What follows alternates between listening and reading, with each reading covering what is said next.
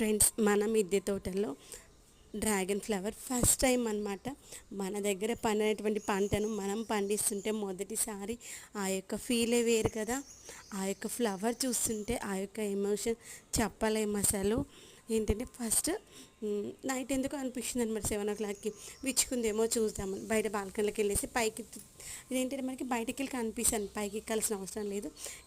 బయటికి వెళ్ళి చూసరికి కనిపించింది. ఆ టైంలో కరెంట్ కూడా లేదనమాట, టార్చ్ లైట్ వేసి మరి చూసాం. సూపర్ అనిపించింది. ఇంకా 10 o'clock వెళ్ళి వచ్చేసరికి మొత్తం విచ్చుకుంది అనమాట. ఇంకా పైకి టార్చ్ లైట్ వేసుకొని వెళ్ళి చూసాము.